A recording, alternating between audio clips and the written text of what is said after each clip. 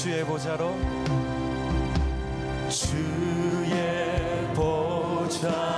나아갈 때에 어떻게 나가야 할까? 나를 구원한 주의 십자가 그것을 믿으며 가네. 주의 보좌로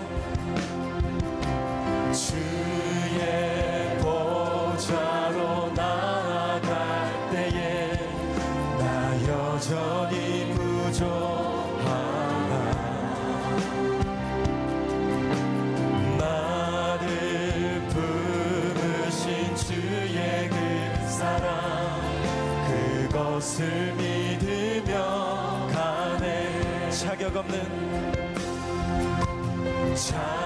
없는 내 힘이 아니 오직 예수님의 보혈로. 자격 없는 내 힘이 아니 오직 예수님의 보혈로.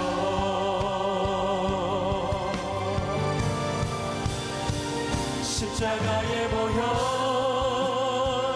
완전하신 사랑 힘입어 나가니다.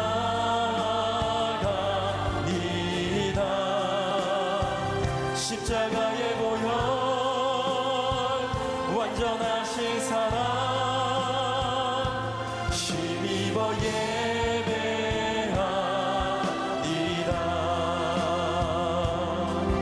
그 은혜를 찬양합니다. 주의 보좌로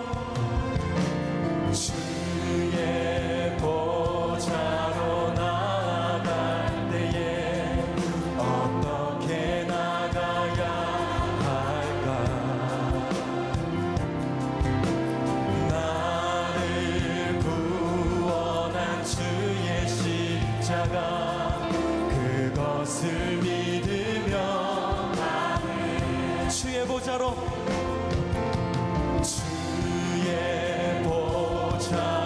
나아갈 때에 나 여전히 부족하나. 나를 부르신 주의 그 사랑 그것을 믿으며 고백합니다. 자격 없는 내 힘이 아니 오직 예수님의 보혈로. 자격 없는 내 힘이 아니 오직 예수 그리스도의 사랑으로. 이 시간 전심으로 십자가의 보혈 완전하신 사랑 힘입어 나가니다.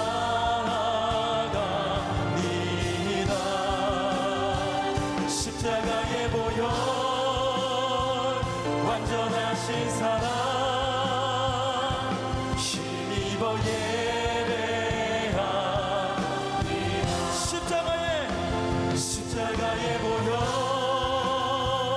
완전하신 사랑 힘입어 나가니다.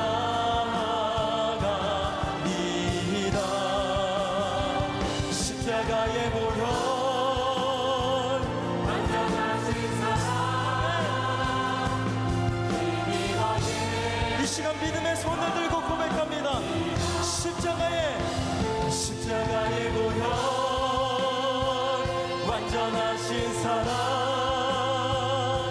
힘입어 나가니다.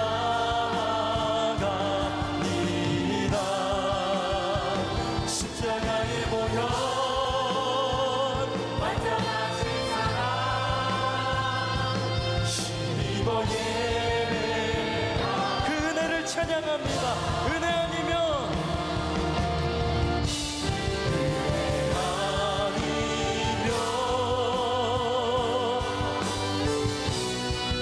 나서지 못하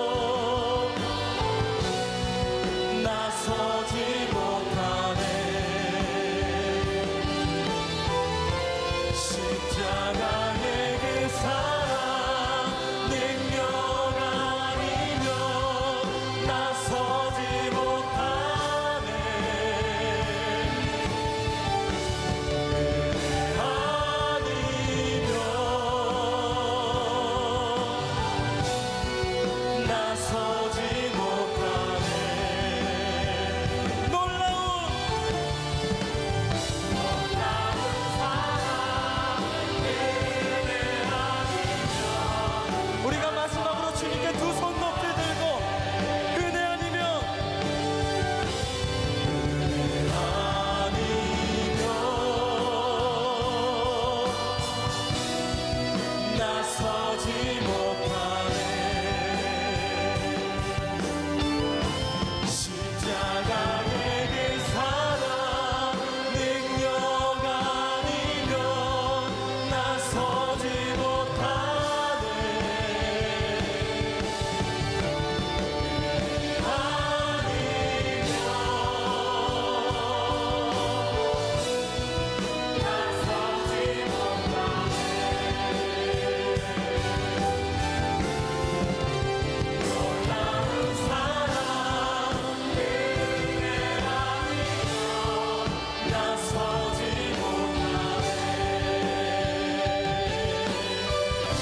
언제나 우리에게 신실한 사랑, 그 크신 은혜를 베푸신 하나님 앞에 우리 큰 영광의 박수로 주님의 은혜를 찬양합니다. 할렐루야.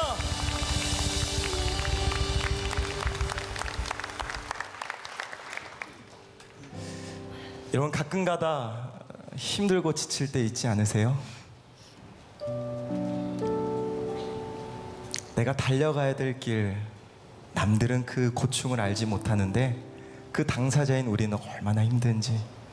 근데 하나님이 함께 하십니다. 할렐루야. 우리가 끝까지 그 승리의 약속을 이루실 그 하나님을 의심하지 않고 이 영광의 찬양 할렐루야를 선포하며 이 믿음의 찬양 우리 힘있게 한 번 더 고백합니다.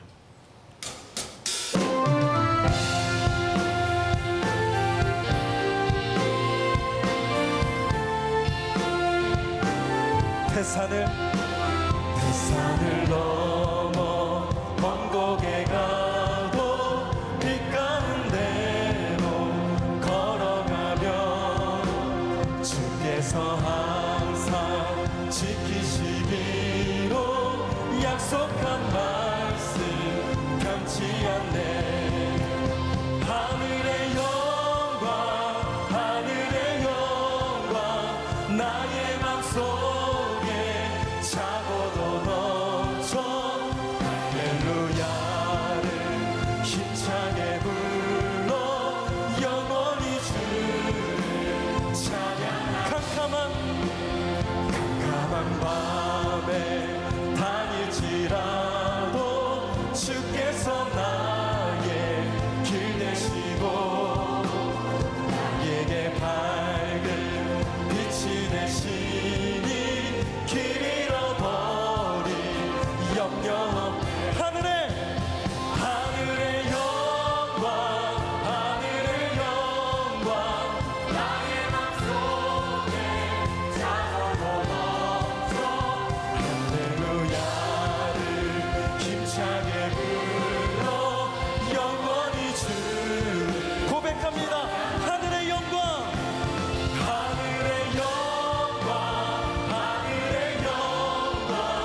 나의 맘속에 차고도 넘쳐 할렐루야를 힘차게 불러 영원히 우리 믿음으로 고백합니다. 광명한 그리 마음의 바다 찬란한 저를 바라보고 할렐루야를 힘차게 불러 날마다 빛에 걸어가. 하늘의 영광 나의 맘속에 차고도 넘쳐 할렐루야를 힘차게. 여러분 용기 잃지 마십시오. 하나님이 함께 하십니다. 하늘의 영광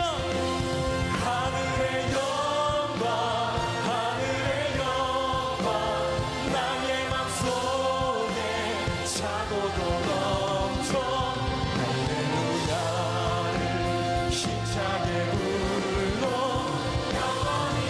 우리 마지막으로 확신 있게 고백합니다. 하늘의 영광 나의 맘속에 차고도 넘쳐 할렐루야를 힘차게 불러 영원히 주를 찬양하. 영원히 주를 영원히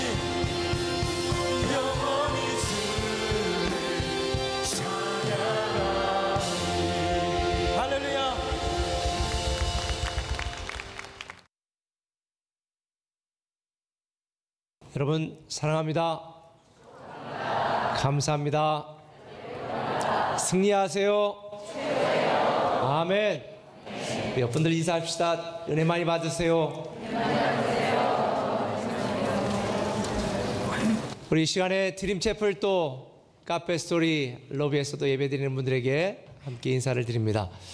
하나님께서 오늘 이번 주에 주신 말씀은 역대상 17장 16절부터 20절까지의 말씀, 역대상 17장 16에서 20절까지의 말씀을 한 목소리로 같이 읽습니다. 시작. 다윗 왕이 여호와 앞에 들어가 앉아서 이르되 여호와 하나님이여 나는 누구이오며 내 집은 무엇이기에 나에게 이에 이르게 하셨나이까. 하나님이여 주께서 이것을 오히려 작게 여기시고 또 종의 집에 대하여 먼 장래까지 말씀하셨사오니 여호와 하나님이여 나를 존귀한 자들같이 여기셨나이다. 주께서 주의 종에게 베푸신 영예에 대하여 이 다윗이 다시 주께 무슨 말을 하오리이까. 주께서는 주의 종을 아시나이다. 여호와여 주께서 주의 종을 위하여 주의 뜻대로 이 모든 큰 일을 행하사 이 모든 큰 일을 알게 하셨나이다. 여호와여 우리 귀로 들은 대로는 주와 같은 이가 없고 주 외에는 하나님이 없나이다. 아멘. 얼마 전 굉장히 큰 사건이 일어날 뻔했죠.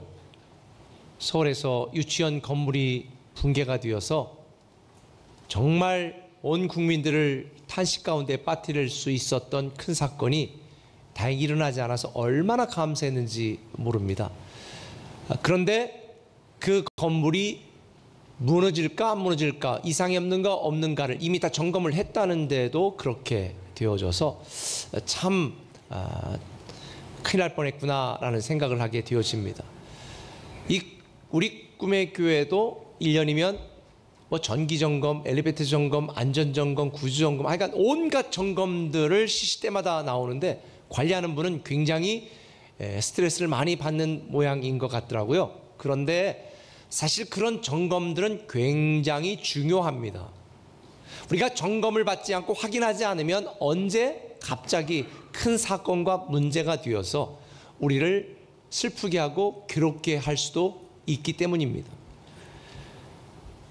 아무리 우리가 일상의 삶 가운데서라도 사소한 것, 또 우리가 꼭 필요한 것, 중요한 걸 할지라도 점검하지 않으면, 확인하지 않으면 큰 문제가 될 수도 있습니다. 얼마 전에 집에서 갑자기 전기가 떨어지는 거예요. 한쪽만. 그래서 왜 그런가? 또 저는 그 현관에 있는 쪽에 가서 두꺼비 집을 열고 그걸 잘 올리니까 또 들어오다가 조금 있으면 또 떨어지고 또 떨어지고 자꾸 그래서 안 되겠다 싶어서 관리사무소에 연락했더니 뭐 전기 검침 그 점검하는 걸 가져서 여기저기 해본 다음에 이거 사용하지 마세요.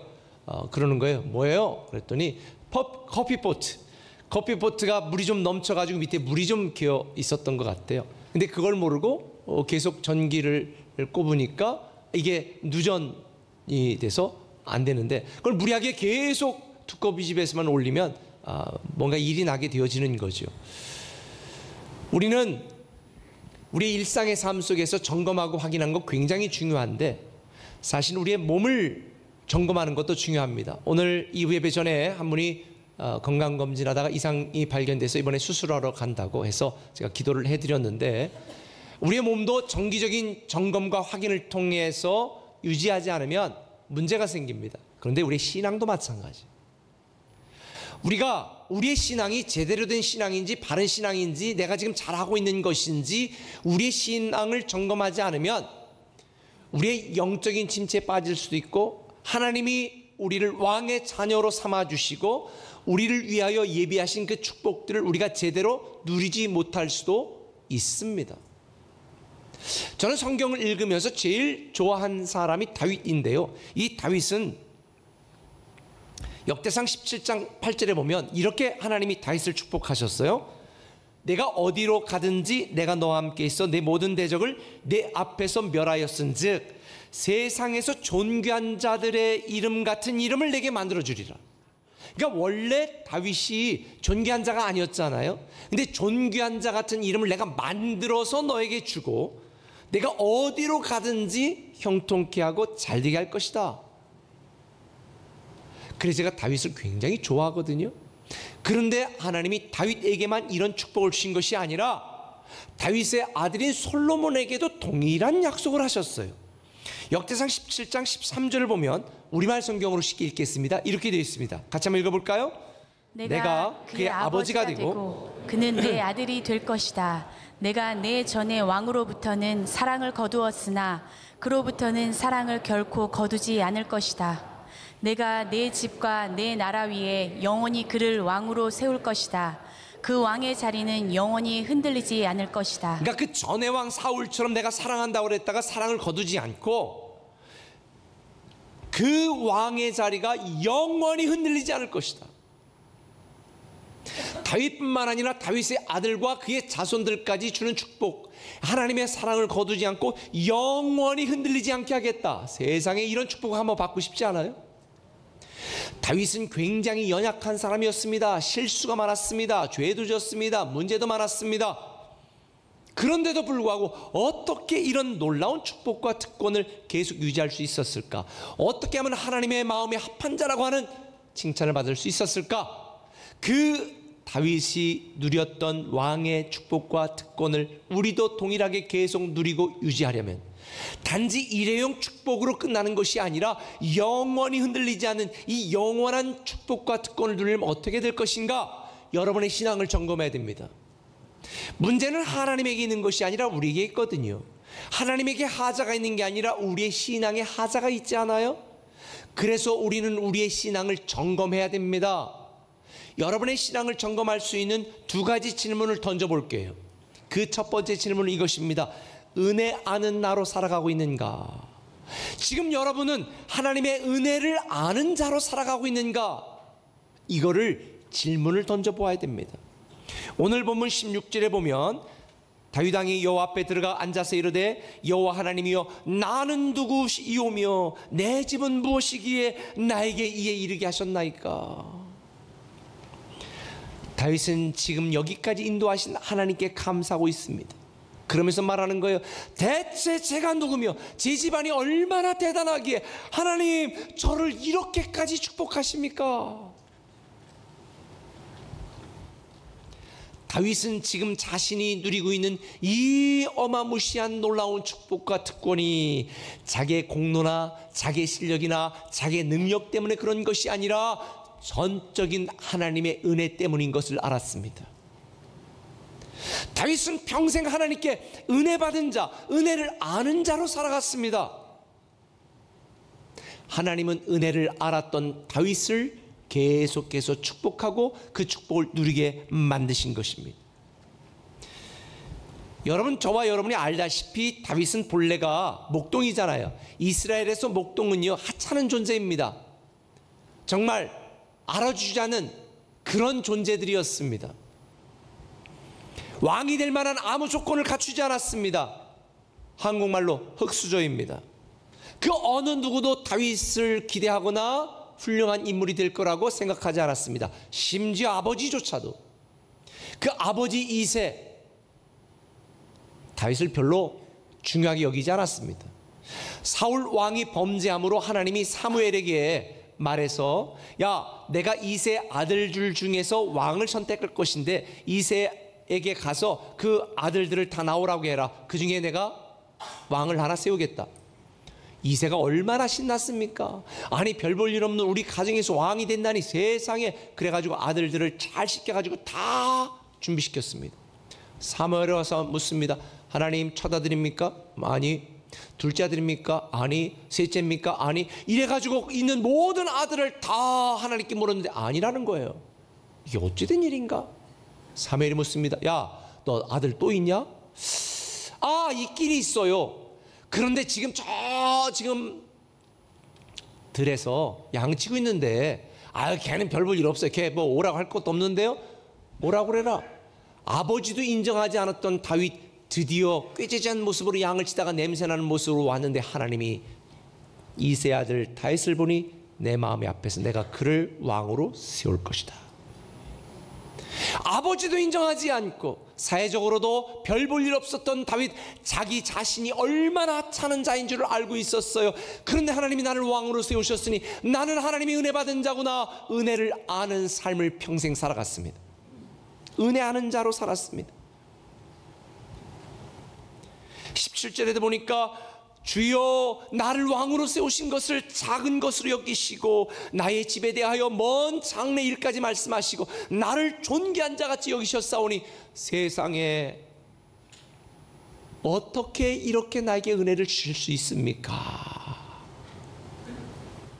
다윗은 하나님의 은혜를 아는 자로 살아갔습니다. 오늘날 우리의 삶 가운데 진짜 문제는 내 실력이 부족한 것도 아니고 내 능력이 없는 것도 아니고 내 계획대로 되지 않는 것이 아니라 하나님이 우리에게 얼마나 많은 은혜를 베풀어 주셨는지 은혜를 모른 채 완악해서 내 실력으로 여기까지 온 줄 알지요? 내 능력으로 이렇게 된 줄 알지요?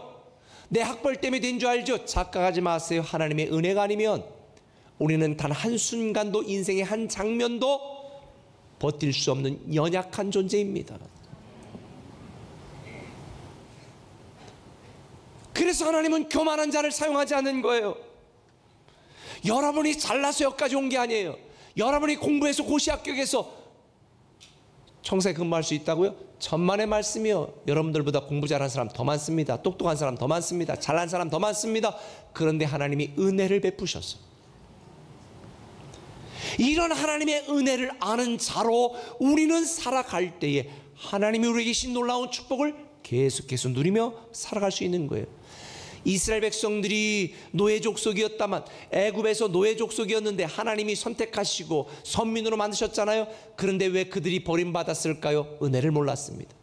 자기들은 은혜를 받은 백성이라는 사실을 모르고 은혜 아는 백성으로 살아가지 않았습니다. 하나님은 한탄하십니다. 이사야 1장 3절에 이렇게 말씀하세요. 현대인의 성경으로 보면 소도 자기 주인을 알고 나귀도 자기 주인의 구유를 알건만은 이스라엘은 알지 못하고 내 백성은 깨닫지 못하는도다. 하물며 짐승도 자기 주인을 아는데 우리는 우리를 구원하시고 여기까지 오게 하신 하나님의 은혜를 몰라요. 제가 얼마 전에 우리 장로님들하고 이야기하다 한 장로님이 5년 전에 유기견을 하나를 사다가 잘 키우겠는데 그 개한테 지금 뒤꿈치 물려가지고 병원 가가지고 주사 맞았다. 우리 공주의 권사님이 보신탕 잘하는 분인데 그분에게 그냥 맡기시죠. 제가 은혜를 모르는 거는 보신탕 집으로 가야 돼. 근데 남 얘기가 아닌 거 아세요? 우리는 하나님의 은혜로 구원받고 하나님의 은혜로 여기까지 왔으면서도 은혜 아는 자로 살아가지 않습니다. 내가 잘나서 여기까지 온 줄 압니다. 근데 다윗은 달랐어요. 다윗은 시편 8장 4절에 뭐라고 말합니까? 사람이 무엇이기에 주께서 이렇게 마음을 쓰시며 사람이 과연 무엇이기에 이토록 돌봐주십니까?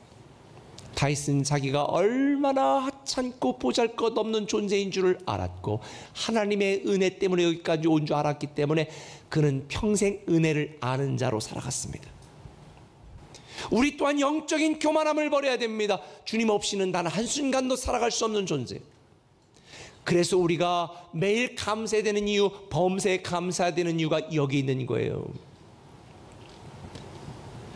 잘 되는 가정, 잘 되는 교회는 감사가 넘친다고 말하지 않았습니까?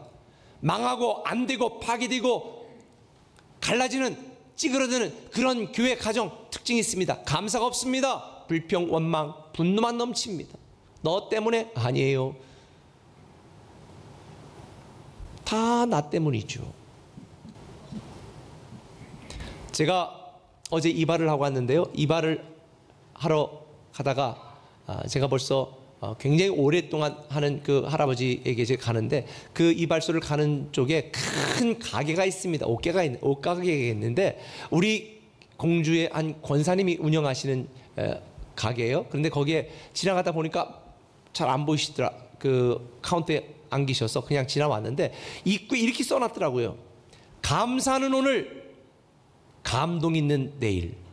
역시 수준이 있어요. 꿈의 교회는. 예?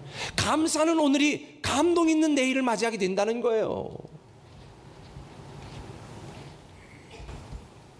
저는 여러분들이 은혜 아는 자로 살아가시기를 예수님의 이름으로 축원합니다. 은혜가 뭔지 모르는 분들을 위하여 줄리안 차비진 목사님이 쓰신 은혜의 순간이라는 책에서 제가 은혜에 대해 정의한 걸 말씀드리겠습니다. 은혜란 신세를 갚을 수 없는 당신이 받는 사랑이다. 은혜란 아무것도 한게 없는 당신이 받는 사랑이다. 사랑스러운 구석이 없는데도 사랑을 받는 게 은혜다. 굳이 정의를 내리면 은혜란 조건이 없는 사랑이다. 여러분, 사랑받을 만큼 괜찮은 분이세요? 사랑받을 만큼 많은 일을 하셨어요? 그런데 우리는 아무런 조건 대가 없이 하나님이 우리를 사랑하셨다. 이게 바로 은혜입니다. 다윗은 이런 하나님의 은혜를 알았기에 더 큰 성공을 달라고, 더 큰 축복을 달라고 요구하지 않았습니다. 여러분, 다윗 생애를 보면 오직 그는 하나님을 사랑하는 일에만 관심이 있었습니다. 하나님이 기뻐하시는 일에만 집중했습니다. 하나님을 어떻게 더 잘 섬길 수 있을 것인가, 여기에만 집중했습니다. 이런 다윗에게 하나님은 은혜 위에 은혜를 베풀어 주시고, 다윗뿐만 아니라 그의 자손과 자손의 자손까지도 왕의 자녀의 축복을 누릴 수 있도록 만들어 주신 것입니다. 하나님의 은혜를 아는 자는 하나님을 사랑하는 일에 목숨을 겁니다. 하나님이 기뻐하시는 일을 합니다. 하나님의 사랑을 유통하는 일에 주저하지 않습니다. 저는 우리 꿈의 교회가 그렇게 된 것을 감사합니다. 우리 교회가 선교하고 또 어려운 미자리 교회들을 교파를 초월해서 많은 분들을 돕고 있지만, 특별히 올해 우리가 120개 교회를 더 선정을 해서 우리가 농어촌 교회 50개, 그 다음에 미자리 교회들을 우리가 더 섬기는 교회가 되었으면 좋겠다 해서 올해 초에 상의한 걸 이번 달부터 시행을 했습니다. 이번 달부터 약간의 도서비를 드리면서, 사실 매달 10만 원씩이 많지 않은 돈이니까 도서비로 책 사보고 하실 수 있도록 120개 드리면서, 제가 돈 떨렁 보내고 말 수 없어서 어제 토요일 날에 그분들에게 다 문자를 보냈습니다. 제가 읽어드릴까요? 사랑하는 아무개 목사님, 주 안에서 문안 인사드립니다. 이번 달부터 매월 목사님께 도서비 송금을 시작하였습니다. 금액은 너무 약소하지만 목사님을 위해 기도하는 마음은 하늘 같습니다. 치열한 목회 현장에서 사투를 벌이고 계신 목사님께 가능한 오랫동안 곁에서 힘이 되고 싶습니다. 그렇게 되도록 기도해 주십시오. 저도 가난한 목사들로 자라고 목회하면서 총 4번의 개척 과정을 거치며 모든 것 다 포기하고 죽고 싶었던 적도 있었습니다. 그러나 다른 사람에게 도움을 받아본 적이 없습니다. 너무 외롭고 힘들었습니다. 이런 저의 상처가 사명이 되어 누군가 단 한 사람에게라도 다른 분에게 희망의 씨앗이 되고 싶었습니다. 저의 기도와 사랑의 마음이 목사님께 전달되어 그래도 다시 시작할 수 있는 용기가 되기를 기대합니다. 앞으로 교회 성장에 필요한 목회 자료가 있다면 제 이메일로 연락 주십시오. 가능한 제공할 수 있도록 하겠습니다. 다음 주 108자 정기총회가 개최됩니다. 우리 교단이 새로운 미래로 함께 나아갈 수 있도록 기도해 주십시오.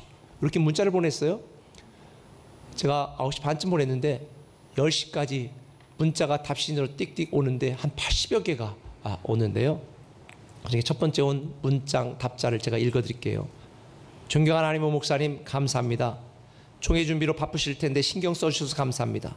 지치고 힘들고 외롭다는 생각에 혼자 앉아있는 시간에 목사님의 메시지를 보았습니다. 갑자기 울컥하는 마음으로 주님을 바라봅니다. 감사합니다. 다시 한번 자신을 추스리는 시간이었습니다. 주님의 마음을 느끼게 해주셔서 진심으로 감사드립니다. 평안한 시간을 기도합니다. 총회에서 뵙겠습니다. 그리고 이제 문자들이 많이 와서 말씀 준비하고 저도 묵상을 하고, 그리고 이제 제가 어제 1시쯤 가까이 돼서 집으로 가는데 마지막으로 문자를 제가 이렇게 쭉 봤어요. 그랬더니 마지막 문자 이런 답장이 또 하나 와 있어요. 감사합니다 목사님. 아무도 알아주지 않는다 생각했었는데 목사님 기도 안에 저와 우리 교회가 있는 줄 정녕 몰랐습니다. 감사합니다. 너무너무 감격스럽습니다. 이 말을 탁 듣는데 이게 하나님이 나에게 하시는 말씀이구나. 나에게. 우리는 때때로 인생을 살면서 나는 최선을 다해 살고 있는데 힘들구나, 견디기 어렵구나, 답답하구나, 하나님이 나를 버리셨나? 잊으셨나? 이런 생각이 들 때도 있을 것입니다. 그런데 꼭 기억하세요. 아무도 알아주지 않는다 생각했는데 저와 여러분과 우리 가정과 교회는 하나님의 계획 안에 있고 하나님의 사랑 안에 있고 하나님의 은혜 안에 있다는 사실. 할렐루야. 저는 이 말씀이 하나님이 저에게 주시는 말씀으로 받아들였습니다. 아무도 알아주지 않는다 생각했는데 하나님의 계획 안에 하나님의 은혜 안에 내가 있구나. 아마 여러분들 중에도 그런 분이 있을지 모르겠어요. 아무도 알아주지 않아도 하나님의 계획과 사랑과 축복 안에 여러분과 여러분의 자녀와 여러분의 인생이 있는 줄 믿으시길 바랍니다. 우리는 이런 하나님의 은혜를 아는 자로 살아가야 되는 것입니다. 은혜를 알면 사랑으로 살아가고 은혜를 알면 사명을 따라 살아갑니다. 은혜를 받은 나로 오늘을 감사하며 살아가면 감동 있는 내일을 경험하게 될 줄 믿으시면 아멘. 우리는 하나님 아니면 버틸 수 없고 우리는 하나님 아니면 다시 시작할 수 없는 존재라는 사실을 가슴으로부터 알아서 나는 은혜 아는 자로 살아가야 되겠다. 이 결단이 있다면 하나님은 여러분에게 주신 이 놀라운 축복이 일회용 축복으로 끝나는 것이 아니라 영원히 흔들리지 않는 축복이 될 줄 믿습니다. 오늘 여러분의 신앙을 점검할 두 번째 질문을 던지겠습니다. 그것은 이겁니다. 은혜 주신 하나님을 인정하고 있는가? 은혜 주신 하나님을 나는 인정하고 있는가? 오늘 본문 20절은 다윗이 이렇게 말합니다. 여호와여, 우리 귀에 들은 대로는 주와 같은 이가 없고 주 외에는 하나님이 없나이다. 나에게는 하나님 외에 다른 사람이 없습니다. 다른 신이 없습니다. 은혜 주신 하나님을 나는 인정하고 은혜 주신 하나님만 바라보고 의지하겠습니다. 이게 다윗의 고백이었습니다. 그래서 다윗은 그의 삶 속에 가장 우선순위가 하나님이었습니다. 그 어떤 순간에도 그는 하나님을 인정하는 삶을 살았습니다. 제가 이 역대상을 쭉 읽어보고 묵상하는 지금 과정 중에 한 가지 발견한 게 있습니다. 오늘 17장에는 하나님이 다윗에게 축복하고 축복의 결과들에 대해서 쭉 말씀하고 있는데 이 16장은요 뭐가 기록되어 있는 줄 아세요?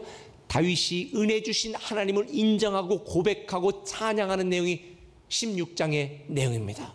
16장에 하나님이 먼저 다윗이 하나님을 인정하고 하나님을 높여드렸을 때에 이에 감동하신 하나님이 밤늦게 나단 선지자를 보내어 다윗에게 말하는 것입니다.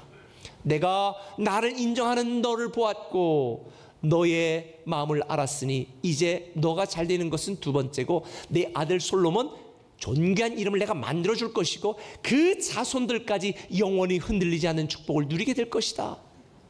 그래서 다윗은 이렇게 말하잖아요. 하나님, 대체 내가 무엇이간데, 대체 내가 어떤 존재길래 나를 이렇게 축복하십니까? 은혜 주신 하나님을 인정한 다윗, 16장에 보면 그날에 다윗이 아삽과 그의 형제를 세워 먼저 여호와께 감사하게 했고 노래하게 했고 찬양하게 했고 그의 성호를 자랑하게 했고 여호와를 구하는 자마다 마음이 즐거울 거라고 그의 능력을 구하라고 하나님께 예배하고 찬양하는 예배자 다윗, 은혜 주신 하나님을 인정했던 다윗. 하나님은 그 밤에 나단 선지자를 급히 보내 다윗을 축복하신 것입니다. 본문 18절에 보면 다윗은 이렇게 말합니다. 나는 주님의 종입니다. 만왕의 왕이신 하나님의 종입니다. 그는 평생 하나님의 종으로 살기를 원했습니다. 그런 다윗을 하나님은 자손 대대로 왕의 자녀의 특권과 자격을 누리게 하신 것입니다. 성경은 말합니다. 범사의 그를 인정하라. 그러면 내 길을 지도하시리라. 그래서 역대상 17장 8절에 보면 하나님은 다윗에게 이렇게 약속하십니다. 저와 여러분에게 주는 약속으로 받읍시다. 시작. 내가 어디로 가든지 내가 너와 함께 있어 내 모든 대적을 내 앞에서 멸하였은즉 세상에서 존귀한 자들의 이름 같은 이름을 내게 만들어 주리라. 내가 별 볼 일 없는 흑수저인 거 다 안다. 그런데 내가 이제 존귀한 이름 같은 이름을 만들어서라도 내가 너를 존귀하게 하겠다. 할렐루야. 그런데요, 이런 하나님의 약속이 약속으로 끝난 게 아니에요. 17장은 약속이지요. 그런데 이 역대상 18장 1절을 보면 이렇게 시작이 돼요. 그 후에 다윗이 하나님을 인정하고 하나님이 다윗에게 축복의 약속을 한 그 이후에 어떤 일이 일어난 줄 아세요? 18장 6절 한번 읽어봅시다. 시작. 다윗이 다메섹 아람에 수비대를 두매 아람 사람이 다윗의 종이 되어 조공을 바치니라. 다윗이 어디로 가든지 여호와께서 이기게 하시니라. 할렐루야. 어디를 가든지 이기게 하시니라. 너무 재밌잖아요. 그런데 18장 13절 그 다음 절에 보니까 이렇게 되어 있어요. 같이 읽어봅시다. 다윗이 에돔의 수비대를 두매 에돔 사람이 다 다윗의 종이 되니라. 다윗이 어디로 가든지 여호와께서 이기게 하셨더라.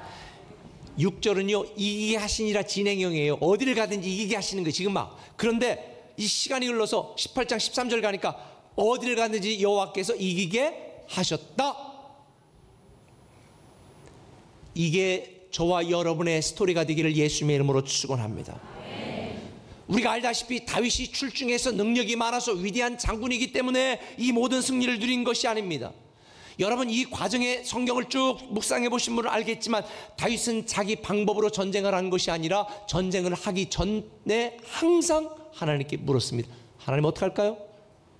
전면전 할까요? 게릴라전 할까요? 하나님 어떻게 할까요? 내가 당당히 납설까요? 아니면 부하들만 보낼까요? 항상 먼저 하나님을 앞세웠어요. 그리고 하나님이 이기게 하시니 이스라엘 백성들을 착취하고 약탈하여 다 뺏어갔던 그 블레셋, 모압, 소바, 암몬, 아람 모든 족속들이 이제는 도리어 다윗에게 뭐를 바쳤더라? 조공을 바쳤더라. 할렐루야. 하나님은 늘 다윗의 손을 들어주셨습니다. 아무리 강한 민족도 아무리 막강한 군대도 힘을 쓸 수가 없었습니다. 왜냐하면 다윗에게는 하나님이 함께 하셨으니까. 결국 이방 사람들은 누구와 전쟁을 한 거예요? 다윗과 전쟁을 한 것이 아니라 하나님과 전쟁을 한 것입니다. 우리가 인생을 살면서 왜 힘들까? 저도 왜 지칠까? 생각을 해보니까 내가 전쟁을 하려니까. 내가 아니에요. 하나님이 하신다. 결국 다윗이 경험한 모든 승리는요, 은혜 주신 하나님을 인정하고 은혜 받은 나로 살아갔던 다윗에게 주신 하나님의 놀라운 선물인 줄 믿으시기를 바랍니다. 그래서 시편 60편 12절에 이렇게 말합니다. 다윗이 고백합니다. 하나님께서 우리와 함께 하시면 우리는 승리를 얻을 것이다. 그가 우리의 원수들을 짓밟을 것이다. 아마 여러분들 중에도 인간적으로 가망 없는 싸움, 세상적으로는 불리한 환경 속에 처해 내 힘과 능력으로 안 되겠다 포기하고 싶은 분들이 있을지도 모르겠습니다. 그게 여러분의 개인적으로 여러분의 질병이든지 아픔이든지 괴로운 문제일 수 있습니다. 그러나 하나님은 그 어느 것에서나 이기게 하십니다. 승리케 하십니다. 선포하시기 바랍니다. 승리합니다. 치유됩니다. 회복됩니다. 다시 일어납니다. 마지막에 우리가 웃게 되어 있습니다. 그래서 로마서 8장 37절은 말합니다. 이 모든 일에 우리를 사랑하시는 이로 말미암아 넉넉히 이기느니라. 근데 제가 경험해 보니까 가끔은 넉넉히 안 이기고 간신히 이겨요. 왜 그런가 봤더니 우리 보고 교만하지 말라고. 넉넉히 이긴 분들은 감사하시고 간신히 이긴 분들은 더 감사하시기 바랍니다. 내가 한 게 아니라 누가 하셨다? 하나님이 하셨다. 그래서 멀린 케로도스 목사가 이렇게 말을 했습니다. 우리가 참으로 하나님을 신뢰하고 찬양하고 감사하는 삶을 살기 시작하면 그 순간부터 하나님은 우리를 대신하여 인생의 싸움을 싸워주십니다. 우리가 살아가면서 힘들 때 많잖아요. 참 힘들 때 많아요. 최선을 다하지만 견딜 수 없을 때도 있습니다. 노력해보지만 안 되는 일도 참 많습니다. 그런데 여러분 꼭 기억하셔야 돼요. 답답한 상황과 괴로운 환경이 내가 갖고 있는 문제가 아니라 나와 함께 하시고 넉넉히 언제나 이기게 하시는 하나님을 제대로 믿지 못하는 우리의 연약하고 부족하고 무능한 신앙의 문제예요. 그래서 오늘 여러분에게 제안하는 것입니다. 여러분의 신앙을 점검하시기 바랍니다. 나는 은혜를 아는 자로 살아가고 있는가? 나는 은혜 주신 하나님을 인정하고 있는가? 이 두 가지 질문에 네, yes 라는 대답을 할 수 있다면 여러분은요, 여러분 당대뿐만 아니라 우리의 자손과 자손의 자손까지 흔들리지 않는 왕의 자녀의 축복을 계속해서 누리게 될 줄 믿습니다.